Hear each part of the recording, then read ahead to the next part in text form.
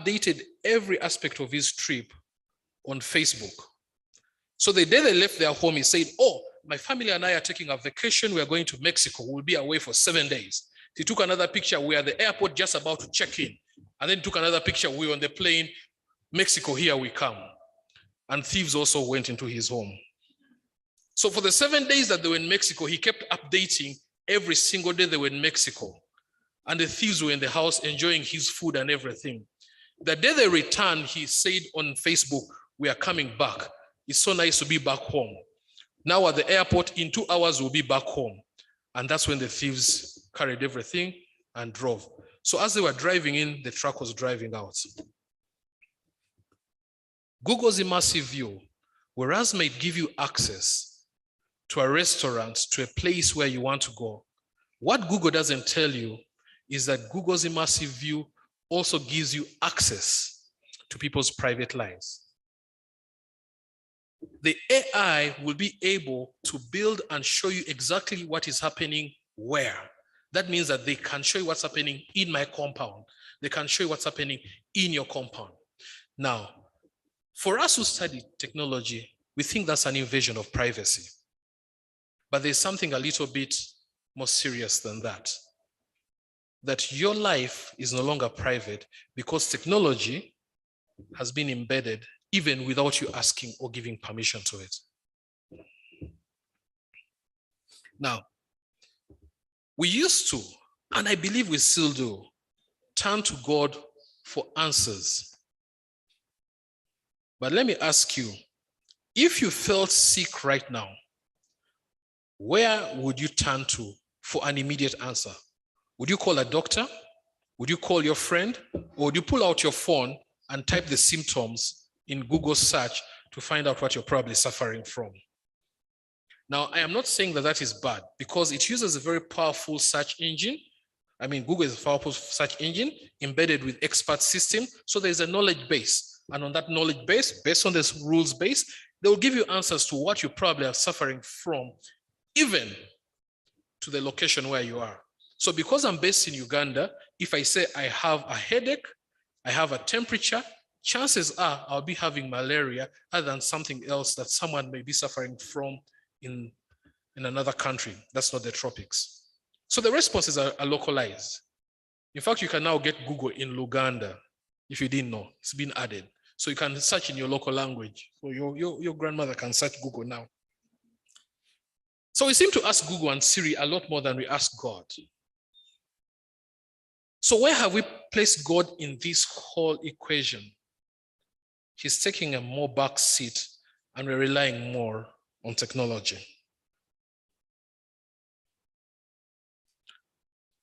Religion and how it interacts with artificial intelligence is a thing that we seem to be worried a little bit more about these days.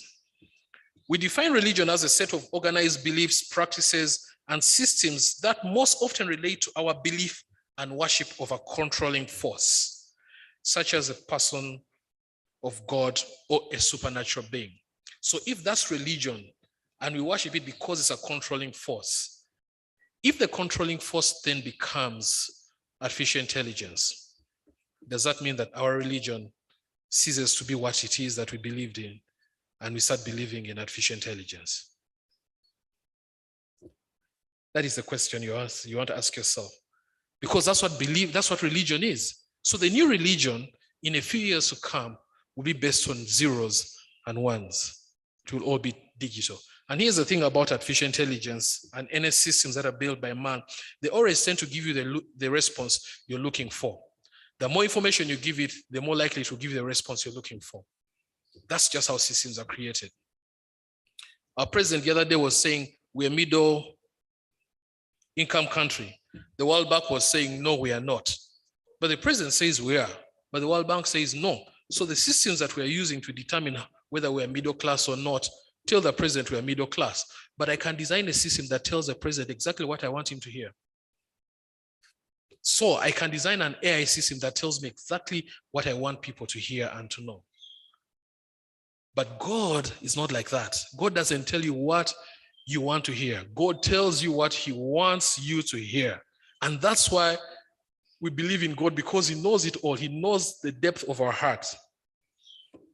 You are created with an amazing organ called the brain. And everyone has one. A couple of people don't use theirs that often, which creates problems, but we all have it.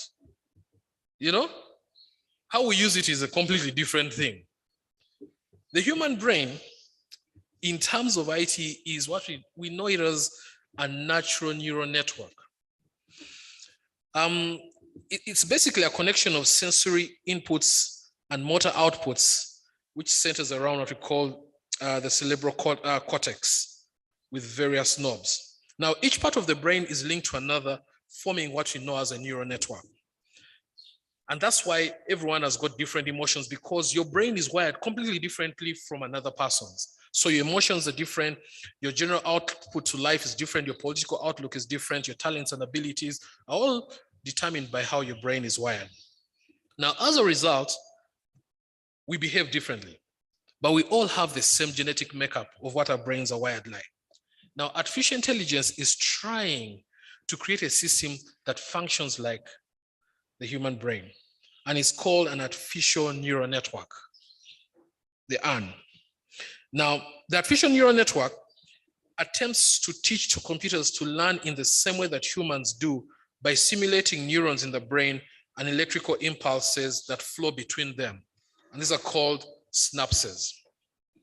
Now, human beings are good at doing something called parallel processing.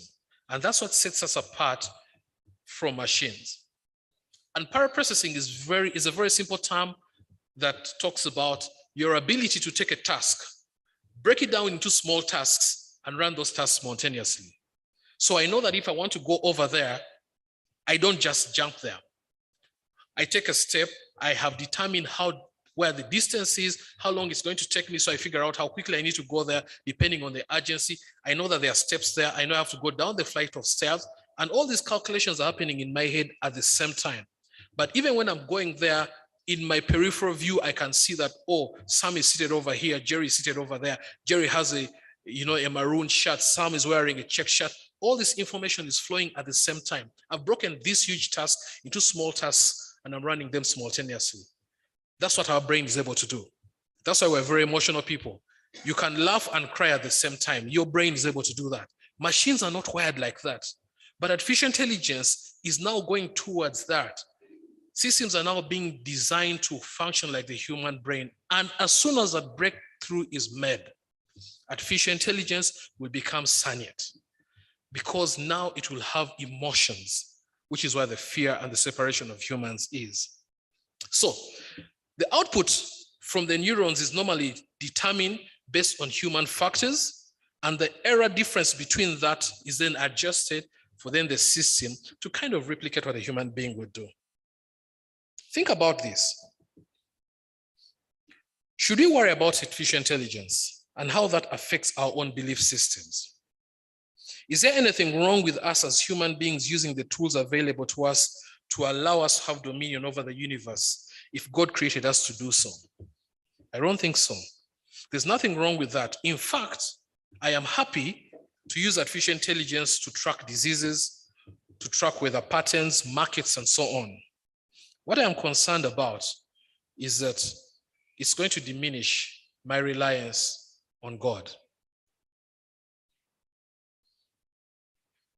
Because if you do something so often and it works out so perfectly, why should you go back to something that you're not certain about? Our reliance on God is going to be firmly dependent on the relationship we have with God. The deeper your relationship is, the harder it will be to sway you. But if your relationship with God is tentative, anything that comes and presents itself as a better alternative will sweep you. In 2003, there was a game which was created called Second Life. Now, I don't know whether you ever heard of Second Life. Now, Second Life is a universe where you can be whatever you want. You create an avatar of yourself, and you go live in this world, in that world. You can have children. It was man's attempt to create a virtual world that existed outside the physical world. To this day, there are 40,000 people who play Second Life at one single time. So there's a big number of people who still play Second Life. Now, why do I bring this? And this is interesting. In 2008, there was a famous case in the UK of a woman who divorced her husband because she found that he had another family in Second Life. So he created an avatar of himself, and then he had an avatar of a wife who was prettier than his actual wife. He had children, he was spending a lot of time with. So when she walked into the room, he was on his screen playing his Second Life game and was in the couch with this other woman. And she said, as far as I'm concerned, he's cheating on me. We're going to have a divorce because he has a second wife. And the court ruled in her favor. And this is a virtual world. This is not a real world. And she said that if he can do this in a virtual world, that means that he is excluding me from his actual life. Now, if I was his virtual wife or his avatar in Second Life, there will be no problem. But no, he has a different chick. He has a different wife. And all these systems do exist. Have you guys heard of the Metaverse? Anyone heard of the Metaverse? Okay, there are a few people who have heard of the Metaverse. Now, if you've not heard of the Metaverse, if you really want to worry, you go and find out what the Metaverse is. After all, this is a university, okay? You're supposed to be discovering, but let me tell you what the Metaverse is. It refers to a combination of virtual reality and mixed reality worlds accessed via a web browser or a headset, allowing people to interact and experience real-time interactions and experiences across distance. Right now, what will become the Metaverse is a collection of disconnected metaverses similar to the early internet. Eventually, this will come together to form, the internet form. Each of the current metaverse worlds has its own access, avatars, interactions, currency, all managed through artificial intelligence.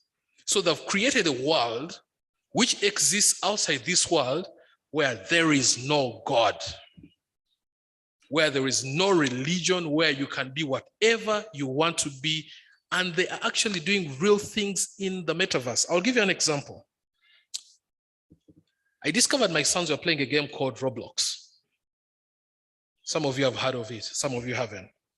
There's another thing called Decentraland, and there are many others. Now, the current interest in metaverse is fueled in part by the relatively recent ability to fully own virtual objects, experiences, or land. And here we talk about blockchain coming in, cryptocurrencies. So the world exists where real cryptocurrency or money is actually being spent on virtual things. I'll give you an example. Republican Rame, a metaverse land developer, recently paid $3.4 million for a plot of virtual land. $3.4 million. If you want that in Uganda shillings, 15 billion shillings for virtual land that doesn't exist. It physically is not there, but in the meta world, it exists. 3.4 million. This is real money being spent. So, if people are willing to spend that amount of money on something virtual, why do they need God? Why is God important? If you're trying to reach an audience of 15 to 30-year-olds right now, you probably will find them in school, but most likely you'll not find them in classes. Some schools now allow them to have phones, allow them to have gadgets, internet. They are not even on social media anymore. They're probably in the metaverse. Last term, we're on holiday right now. Dr. Elizabeth told you I work at the international school as the head of IT. At the end of the term, I was talking to a parent, an Ethiopian parent, and she was telling me about her two sons who are in the equivalent of P3 and P4. And they had just finished creating their home in the metaverse. And now they're going to spend the summer making money, working chores at home so that they can start buying things in the metaverse. I am not talking about the USA or Canada or Sweden. I'm talking about here in Uganda. And these kids in this school are interacting with other Ugandan kids. Now, you imagine what conversation are they having? Now, for us parents, we still don't even know how to use our phone. Some of our parents sending an SMS is a waste of time. You just have to call them. And now the kids are living in a different universe, which they are creating. How are you going to tell that child on Sunday, let's go to church? Say, no, metaverse. If I want God, I'll create one here that I can worship. Why should I go to a physical church? Why should I go and sing praises and songs to someone that I don't know? So it really questions our value systems. And artificial intelligence is not bad, it's actually really good, but it questions our value systems. Do we have 2 feet we can stand on and say that we are firm in our faith and believe in God? The fear now is that artificial intelligence will aid the creation of a world devoid of control, in which the need for self-preservation will outweigh our need for and reliance on God. That's what the fear is. Some engineers and computer scientists believe that technology will even solve the problem of death. And that is a finality of life, of man, that eventually you will die. The Bible tells us it is determined that you will die and there will be judgment. But now technology seems to say that, hey, I think we can deal away with death. Are we going to get to that point? I need to be winding down. Here are some contradictions. If we want to live in paradise, we will have to engineer it ourselves. If we want eternal life, then we will need to rewrite our bug-ridden genetic code and become godlike. Only high-tech solutions can ever eradicate suffering from the living world. And that is a statement from one of the lead scientists called Schurman, and he made this statement in 2019. And people believe these statements. The creation of non-human autonomous robots will disrupt religion, like anything else, on an entirely new scale. So if human beings were to create free-willed beings, say someone called Kelly, who was raised Catholic, identifies as a Christian, absolutely every single aspect of traditional theology will be challenged, and we have to be interpreted in some kind of capacity. Another contradiction, and here's a funny question. If a Muslim came to you today and say that they want to be baptized as a Christian, would you have a problem with it? Absolutely no. You'd be like, do you believe in God? Do you believe in the Father, the Son, the Holy Spirit? Do you have godparents? Some churches don't even ask for godparents. Where's the river? Let's go baptize you. From now on, you're not called Ismail, you're now called Isaac. Baptized, and they can believe in God. They're Muslim, they're now Christian. Is there anything wrong with that? Absolutely nothing. If a machine came and asked you that they want to be baptized to become a Christian,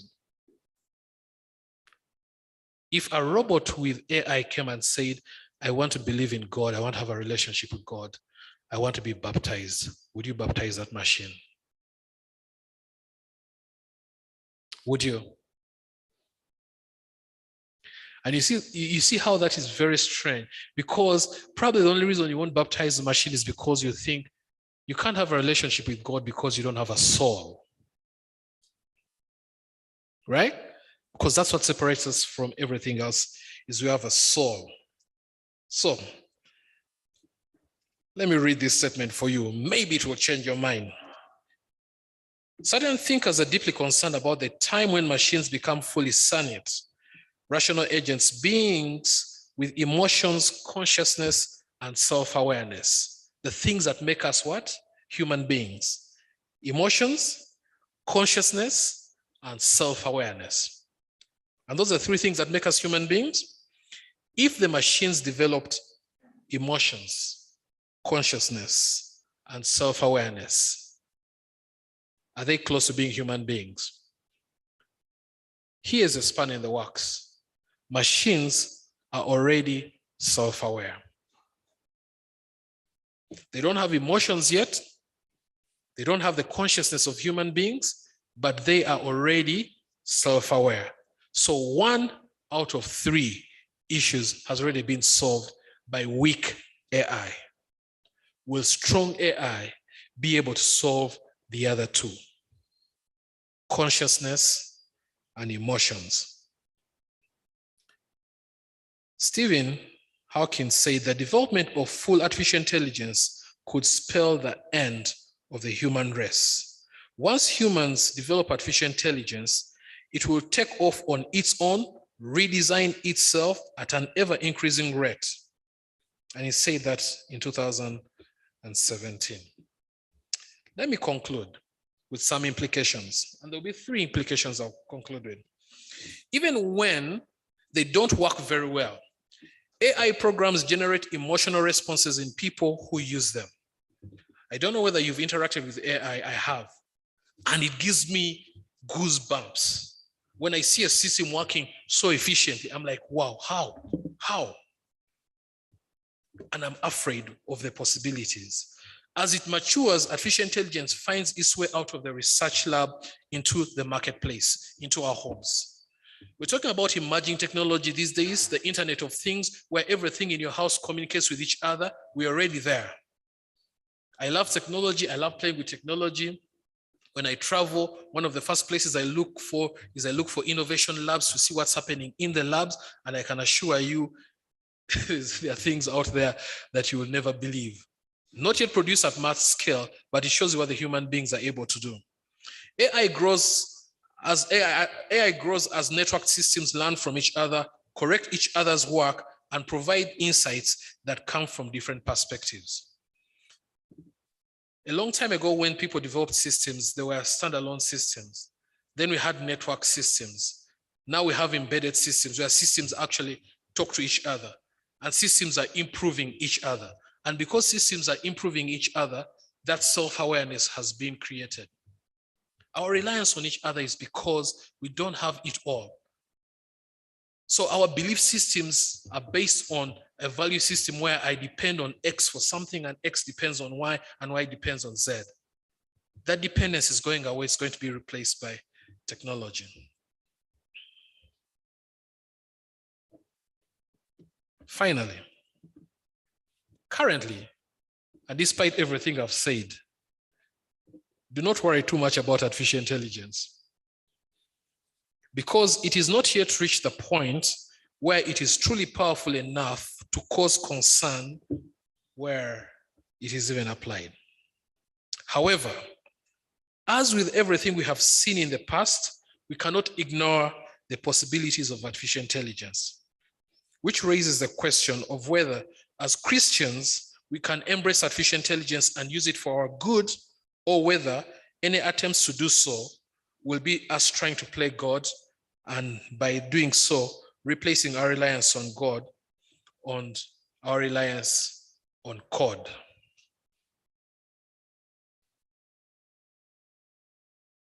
We're still on the journey, but our very foundation and our existence is dependent and based on who God is to us. So we're depending on God a lot more than we're depending on code. But there's going to be a time when code will start asking serious questions about our reliance and dependence on God.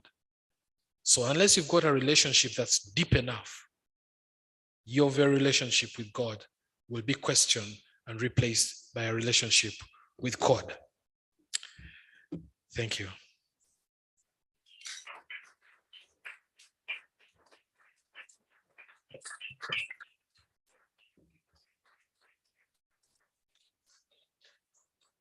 Thank you, Bob. I think we have been challenged to think differently about some of the things that affect our normal life or our day-to-day business. Bob will stay up there so that we can have some questions or raise some arguments that you can share with us. So I ask you, Bob, to please. So we have received a question here. Russian President Vladimir Putin said, whoever becomes the leader in the AI sphere will become the ruler of the world. What do you think of this concept in light of Christians becoming the pioneers in artificial intelligence? That's a very good question. I hope he's not listening because I fear that man. But we all know that, first of all, Christianity is banned in Russia. Most Christians in Russia are underground. That's because many countries, again, have replaced the position of God with powerful leaders. And the leaders themselves are almost God to the people. And so their reliance on their leaders displaces their reliance on God. Having said that, the statement is actually true. Artificial intelligence, when it becomes self-sufficient, when it takes over almost in every system in the world, and the world has been created now with more systems than physical experiences and personalities, whoever is the leader in artificial intelligence, that's why do you think companies like Google are doing everything? Do you know what Google does on a daily basis?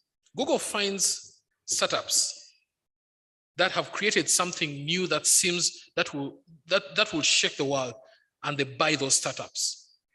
So if you want to make a lot of money, create something that will question Google, they'll come and buy, they'll give you a lot of money, they'll buy. And the reason is that we're trying to create a system that is under the umbrella and control of one organization.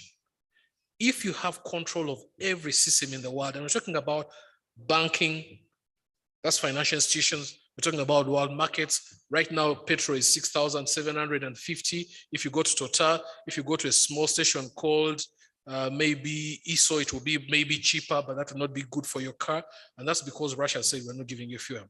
So you imagine having that control. Which leads us to that question.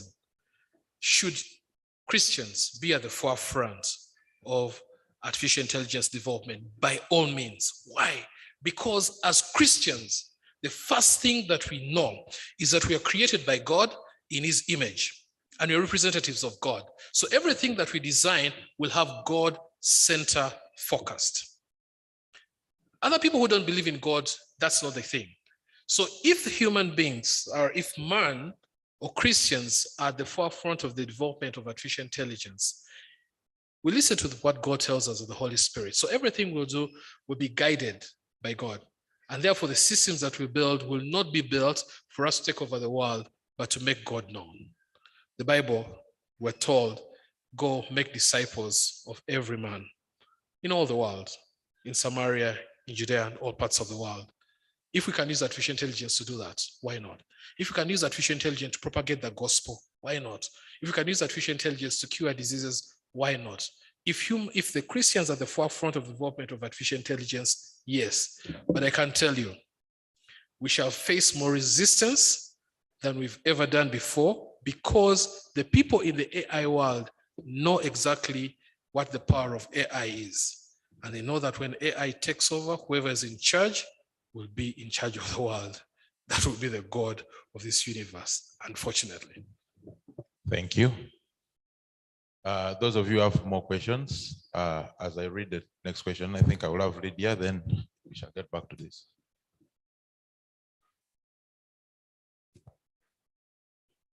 Thank you so much for your presentation. I'm thinking in your introductions, I might have missed the part whether the international school you work at is secular or if it's Christian. So if you come across children who have come to believe in this virtual world that they create in the different games that they are having, what would be your typical response in trying to give them an apologetic response that draws them back to a view of God? Thank you. Okay, where do I start? The school I work in is a secular school. It's a truly international school. we've got 60 different nationalities in our school. And you can imagine how many religions we have there. The biggest majority of the students we have in our school, incidentally, are Ugandans. Many of them are very traditional Ugandans. So on Sunday, they go to church. But we've got lots of Muslims, we've got lots of Buddhists, many Hindus, and I've had, concerningly, a big number of atheists. In every single class I have, there are at least 4 students who identify as atheists. Now, the rules of our school and the regulations of our school, keep your personal beliefs to yourself. If you need to share your own beliefs, only share that which has been asked. So when these kids start talking about the metaverse and everything else they believe in, that conversation only takes place in the confines of what is allowed. So if they come and tell me, oh, I have this in the meta world, then I can talk about why I don't believe in it. But unfortunately, I can't tell them that is wrong, you can't do that, you shouldn't do that. I'll be on the streets the next day. We celebrate Christmas and all those holidays. Now we put up Christmas trees. But it's very rare that you'd find us we've never had a church service in our school. It's made worse by the fact that the owner of the school is not a Christian.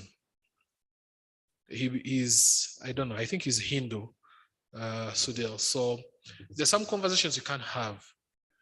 But because of also the openness of our students and the way we interact, I can guarantee you, whatever conversation you have with a child, you will have their parent either in your office the next day or in the director's office asking you, why did you talk to my child about this? I'll give you an example. Just give me a minute for them. I had a student last term, and I told him, I came to school on Monday, and I told them I was tired. And they asked me why. I told them I spent a long day in church. And he told me, I don't believe in God. I asked him why. He said, well, I believe that the world evolved. And I asked him, evolved from what? I said, well, it just evolved. I asked him, well, how? How does something just evolve? How does something exist out of nothing? He said, well, there must have been something that made it become what it is. I was like, tell me what that something is. If you can tell me what that something is, I'll walk with you right now and change whatever it is that you believe. Tell me that's something that never existed, that existed to make that something which did exist now. And he was very angry, very angry. He told me, I am going to drop your subject. I told him, dropping my subject doesn't change the fact that nothing can exist out of nothing unless there's someone who makes that nothing exist. And the only person I know who can make nothing exist out of nothing is God, because he's self-sustaining. Whether you believe in him or not, I do. But someday you will face him and you remember this conversation. He never dropped my subject. We never had that conversation again. But every time he saw me, he kept saying, the man who believes in something. I told him, yes, welcome to someone who believes in nothing. I hope someday you find something to believe in. Wow.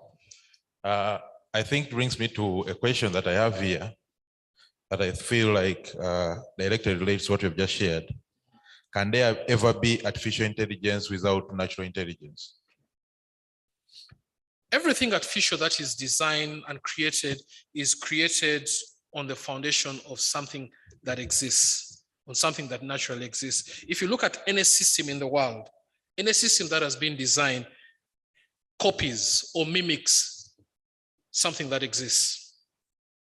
Even when you look at aeroplanes, for example, aeroplanes are designed around the structure of what? Of birds, okay?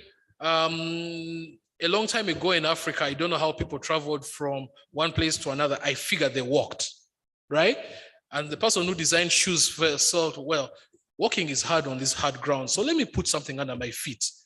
But for us, we really need that. So almost everything that exists now is based on something that already existed. There are a few cases where people will produce something completely out of the box, but the building blocks are based on something that already is in place. So artificial intelligence is not completely new. It's just technology which is advancing. When I was at university, a storage device was a diskette, 1.44 MBs. You could even put a whole song on it. You may put the introduction, maybe the intro of an MP4, MP3. Now, a small flash is 4 terabytes. 4 terabytes. When you look at the form factor of a flash and a diskette, in terms of form factor, the flash is probably 6 times smaller than the diskette. But in terms of capacity, it is 1,000,000 times, has 1,000,000 more, 1,000, no, yes, 1,000,000 higher capacity. But that is, what human beings have done is what? Improve on the existence of those things. My car is an old car by all intents and purposes, but my old car has better fuel consumption than my late father's car, which had a smaller engine. My car is a 3.5. My father's car was a 1.5. But the fuel consumption of my car is lower because there is this thing in my car called an ECU, which calculates how much fuel I need depending on how hard I step on the accelerator. My father's car had something called a carburetor. Getting to the same point, but with more efficient means. And artificial intelligence is that, using the tools that we have to create systems which are more efficient. When you go into the world of medicine, you'll hear about a machine called the Davinci Machine. The Davinci Machine is an operations machine which is self-sufficient. And someone can carry out an operation on you, whether in the US and you're here in Uganda, in Mulago. He doesn't have to physically be there. He's using a machine over there and using the internet to carry out the operation. And those operations have been successful. So technology allows for that.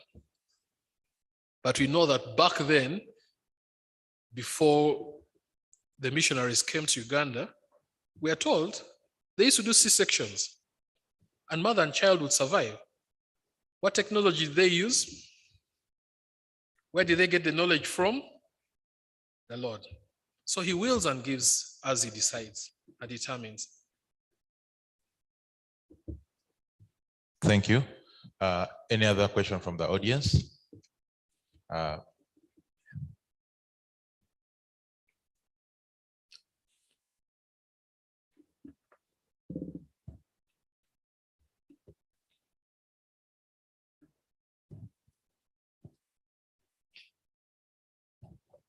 Thank you, Bob, for this insightful discussion. My question is, there is a lot of technological development which does not match the moral development. What can we do as Christians to handle the mismatch? Excellent question. I've just finished school. I did a master's in business administration 2 years ago. As soon as I finished it, I started doing another master's in education, innovations in teaching and learning. I was talking to my wife the other day and I told her, you know what, I think at this rate I might end up doing a PhD, even if I've told myself I'll never do a PhD. And she asked me why. I told her, the more I learn, the more I realize I don't know. The more exposed you are, the more you realize you actually are not exposed enough. There is no end to learning.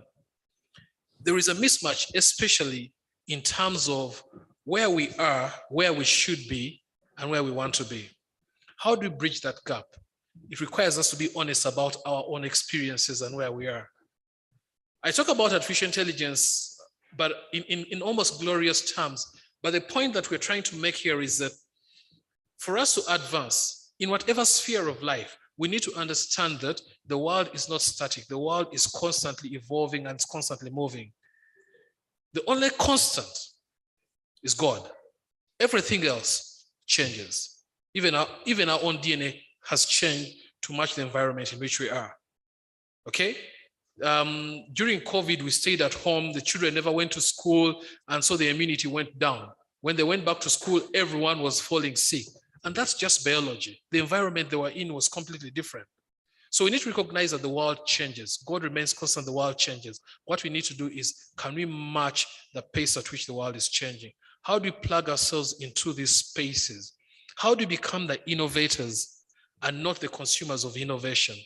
Can we as Christians take a bold step and say, we are going to be the ones innovating and coming up with solutions that solve our problems? Let me make a statement here. And I hope that it's my personal statement, but I hope that it may resonate with someone. What we should fear most is not understanding technology, but that technology will start to understand us to the point that it will become self-aware and not need us. Basically, what I'm trying to say here is that we need to be at the forefront of technology, not the other way around. Because if we let technology go ahead of us, it will not need us. One of the movies I watched, someone made a statement and said that if we continue creating machines, they'll reach a point where they will create themselves and not need us and get rid of us. And that's what this statement means. We can't allow technology to be ahead of us. We have to be ahead of technology. I hope that answers your question. Thank you. Thank you, Bob. I've watched a lot of movies too, and they're scary sometimes, especially where machines created become self-aware and decide what they do around us. One of the beautiful movies I've also watched is, I don't want to scare people, they may start figuring out the movie and get scared. But in that movie, there is a lady, for once I saw a created machine tear. I don't think it cried, but emotions show that it managed to have tears roll, and then reacted out of love and fought a bigger war and challenged the bigger God, a machine God actually. So at least there was a created being that was influencing other beings. That said, another question is, I think most people are concentrating on the way forward. The Christian, someone is saying here, but what is the way forward, Christians? Can we count on God and his might to put a ceiling on the AI? Before he responds, I want to say, okay, let me finish the question completely. And so I quoted the scripture from Genesis. I want to say that our biggest fear should not be AI and God intervening. Our biggest fear for me personally is the failure to interact in the AI system while we are still living. Have you ever thought about it? Imagine your son comes and says, Daddy, I have this challenge. AI is saying this. Oh, I've realized this in the Metaverse that he has talked about. And you as a parent who has been preaching Christianity have no answer at all. Shouldn't that scare you more? Because God has given us the power not only to create, but also to be able to be responsible stewards of our own children. And now you cannot guide them in the right direction. Shouldn't that make you scared? So I think we should focus on that too. Technology is disturbing us here, but hopefully I'll figure out what I want. Is it possible to teach machines ethics, empathy, or compassion? And can machines ever do due diligence beyond what they are programmed to do? That's a whole thing about artificial intelligence, the self-reliance, consciousness, and emotions. Everything about machines is taught to them or is embedded in them in code. AI behaves differently because AI creates its own things. And that's what the worry is, that it becomes self-sufficient and self-aware. And therefore, when it comes across a problem that it has never seen before, it's able to resolve that problem. Now, machines predominantly are not created like that. Machines are created in space and time and context. So they're created to solve specific problems and specific challenges. So anything not in the realm of that machine's ability will not be done. Artificial intelligence is completely different.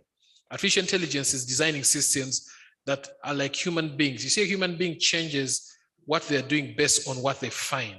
So if machines reach that point, then they will be able to solve their own problems. That means they have those three things that human beings inherently have. You asked whether God will intervene. God has always intervened when man decides to play God. The earliest example is the Tower of Babel. These men said, we're going to build a city as tall as the heavens, and God said, oh, that's what you want to do? Okay, all right. I'll throw in some Basoga there, some Acholis there, some Langis there, all of them there. They will talk to you guys and you won't understand it yourselves. And that's what he did. So the guys became so confused, they couldn't continue with their plans. You cannot replace God. The God who created the universe millions of years ago is the same God today. He actually says, I am the same yesterday, today, and tomorrow. He doesn't change. So when the existence of God is threatened, guess who's going to lose? God never loses. We are the ones who are going to lose. So if we want a quick exit out of this world, let us start creating systems that replace God. We shall come face to face with him immediately and explain ourselves. Those days he used to come down and deal with us immediately. Now, he doesn't have to come down. Snaps a finger, calls you up. You think when you create problems here, the vice chancellor comes to you? No. He just summons you. God is now like that. He comes down to solve our problems. And when he wants to summon you, he calls you and you go. And the problem of going up there is you don't come back down. Normally, when it's a one-way thing. So, God can intervene if we ask him to intervene. But if we don't ask God to intervene and we try to replace him, he will still intervene and deal with us. So as the world creates these AI systems, our role as Christians is also to provide guidance. Let's not try to be God. That's not our place. That place is already taken. Ours is to be followers, not God. Let's get one more question, then I think we can conclude. Thank you. My name is Fred Burondo. I'm a law student here. It's very hard for lawyers to just ask. We give perspective to our questions, and allow me to do that. Each one of us got here in a form of way. Because my question is heading to this, shouldn't we concentrate more about ourselves than AI? Everyone got here in a sort of way. Someone drove here, someone the other way. Someone ate something in the morning. Now, when I relate something to that, I'm relating to another problem we are not seeing. When you drove a car here, you're emitting fuels, bringing us problems with climate change. We are seated here in Koyoyo, a bunch of cement and concrete up. This is something picked from somewhere. It's a problem being created, but it's creating us a space which is lovely and speaking. A good roof. But on another day, if done so long, it's going to bring us global warming, which is a problem. When God created man, I didn't know God knew man would be really bad, and then the other end could happen, that we are sinners. But man stood there and became a sinner. But God brought the Son, and the Son brought us hope that we could go before God, ask for forgiveness, and the best world could come. So I'll move straight to AI. I am using this microphone. Imagine Jesus by the time he was here. We had a microphone. Imagine the time Jesus was here. We could live streaming. Imagine by the time Jesus was here, there was this lot of AI we are talking about. The word of God would be put out there to a whole enormous beings, first that could ever be. So what I'm trying to talk about is AI has some good ends, like Mr. Robert was saying. It also has the bad endings. But the question is, shouldn't humanity concentrate on the good ends of that ease? Because I am amplifying my voice because of this. I am reading a Bible on a phone because it is easy to move around with. So I understand there's a bad end with AI, but there's preferably a lot of advantages with AI. A metaverse, I could never imagine Obama and Oprah speaking during lockdown. They could even shake their feet. Imagine. I could say hi to someone when I'm in Europe. It's just perfect. So the question is, shouldn't we concentrate on the good ends, make ourselves better beings, that on the downside of whatever AI could be, we could already be on top of AI, that we are beings. Thank you. Thank you very much, soon to be learned fella.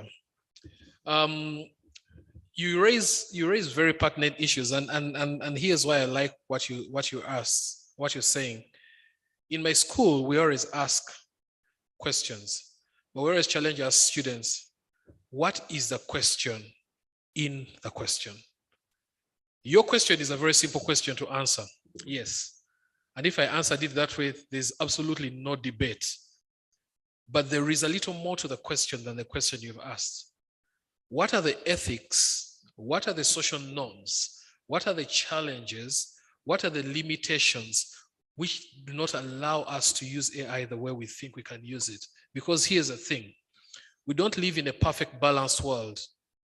You know that there is a digital divide. Even if Jesus came to Uganda and used the microphone, he wouldn't be able to speak to everyone here at the same time because there's a digital divide. There's a limitation of what technology can do.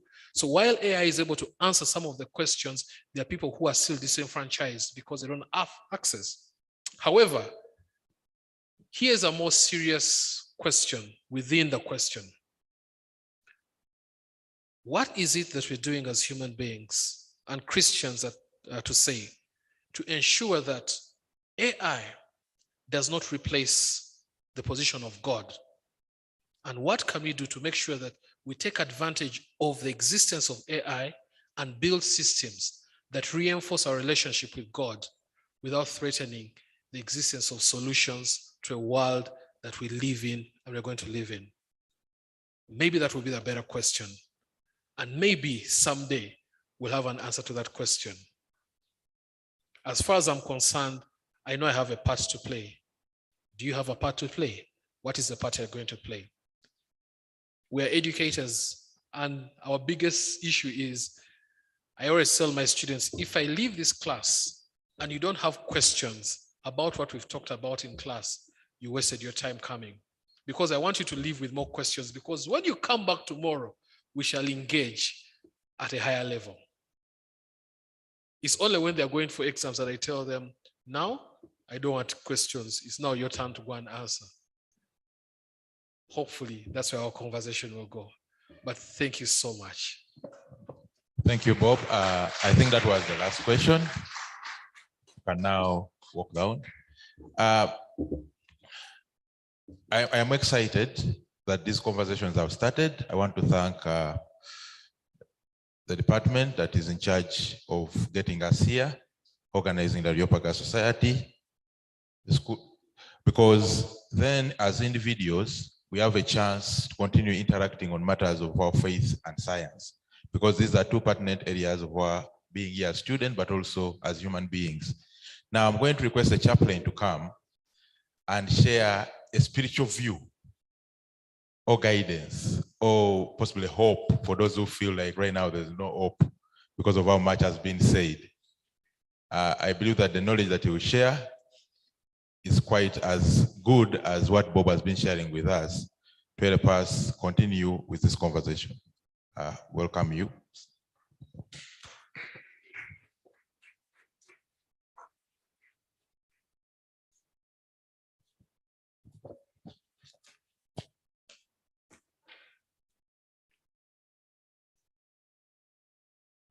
First, I want to thank my brother Bob that you have helped me love sci-fi.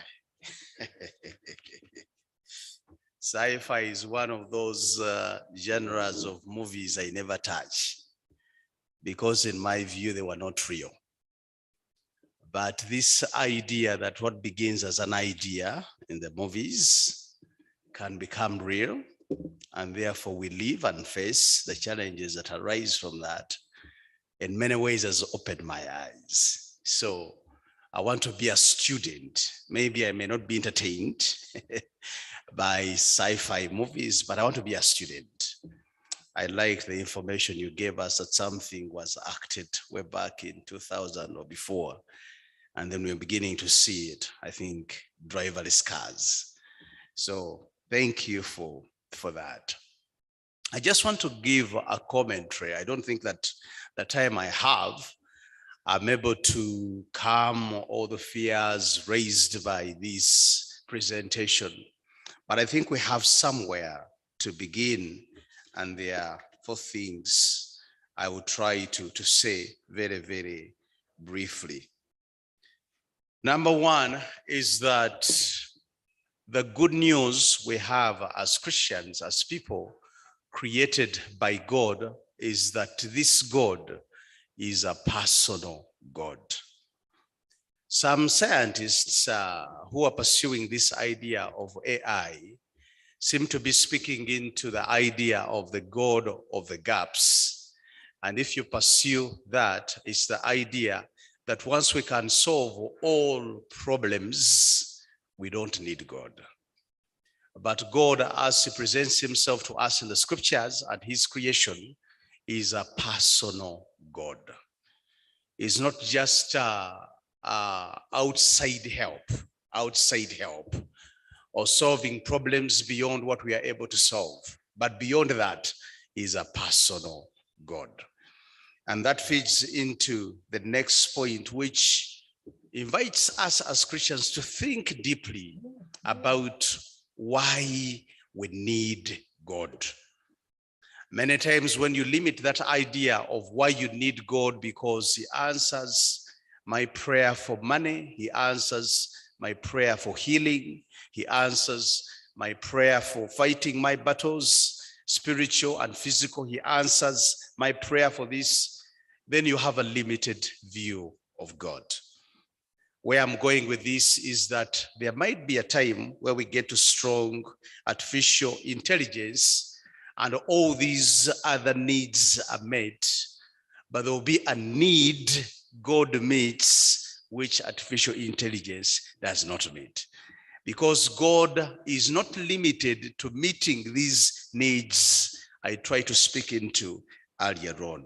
So the Christian pursuit then should be, I need my faith and my experience of God to be beyond quote unquote needs, felt needs. God is way bigger than what these felt needs are. So we need to appreciate that God is personal and God goes beyond the realm of meeting these needs. The other thing we hear in this presentation is an invitation for us to understand who a human being truly is. Who a human being truly is. Scientists will try to create something like a human being, but who is a human being? And we go back to Genesis, where Brother Bob quoted Genesis 1, verse 26 to 31. And this idea that we are created in the image of God, this presentation invites us to think about that deeply. So will the computer, will the machine, when it asks for baptism, will it have arrived at that point where it has the image of God in it? That's the question we need to ask. And as we continue to read, pray, grow as followers of Jesus, we're invited to that place where we engage with these issues at a deep level. What does it mean for me to be a human being created in the image of God? And when I'm able to deal with that level, whatever time, whatever year, we'll get to that place of strong artificial intelligence, we'll be able to see ourselves as different from humanly created machines. What God creates and what human beings creates is a worlds apart. And part of the reason for that is that we are created in the image of God. Fourthly and lastly, I think that this presentation by our brother Bob challenges us to take this issue and conversation on ethics seriously. Ethics seriously. That as a believer, as a follower of Jesus, the moral implications of what I do, what I create, what I come up with, what I associate with becomes very, very important. And we have many believers today who memorize verses, who do all the noble things, but never ask these ethical questions. What are the implications of this? And I think that this conversation on artificial intelligence invite us to deal with the ethical grounding and ethical issues very seriously. So I end on the note that God will always be God. And I pray for you, my brother, my sister, that you not replace God with code, because God is never equaled. Thank you very much.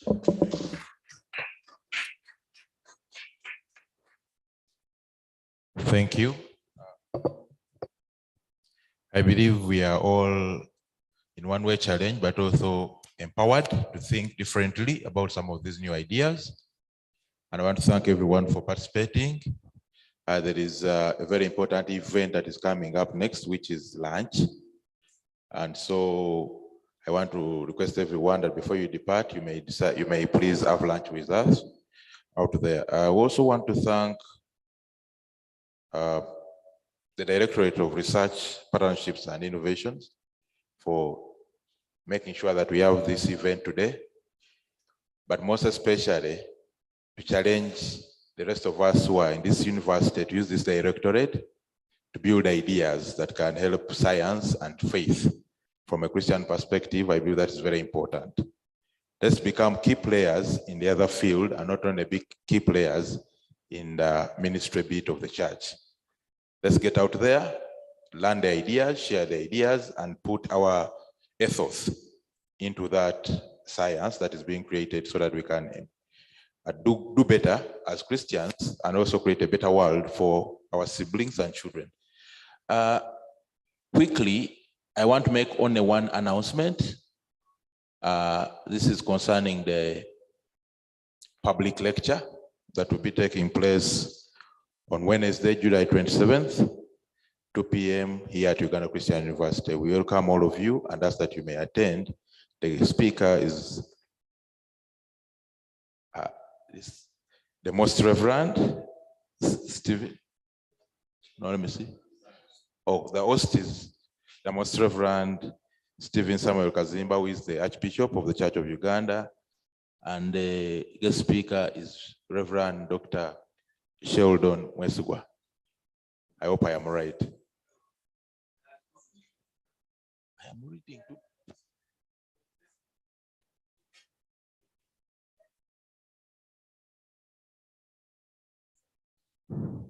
I think there are many names inside the same message, so I have to figure out who is speaking. Yes. So that means I have to read it all from the beginning. So this is for me, this is not an announcement, but I'm reading the email now.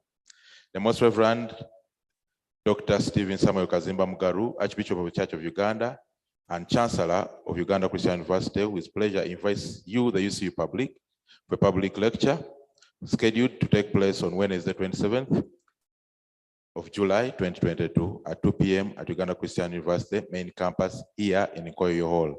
The guest of honor will be the Bishop of Ankole, the former chairman of University Council, the Right Reverend Dr. Fred Sheldon Mwesigwa. The keynote address will be delivered by former Deputy Vice Chancellor for External Relations at Uganda Christian University, Mr. Doug Fountain, on the topic, Christian University, the strongest asset for building resilient local health systems. The event shall be streaming live for those who cannot make it here. Thank you. Yes. So now that we are done, I would like to say thank you everyone for participating in this event, and may we enjoy our lunch.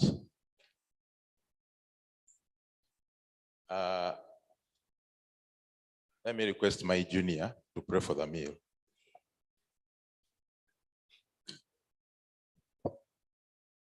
Let's humble ourselves. Heavenly Father, thank you for this time that we've had here. Thank you for the lecture that we've had. But I pray for the food that we're about to eat. May it nourish us and give us strength. In the name of Jesus, I pray.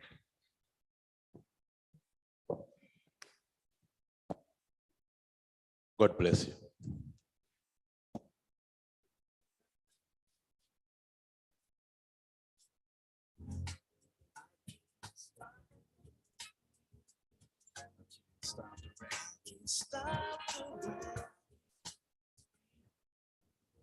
If you haven't registered,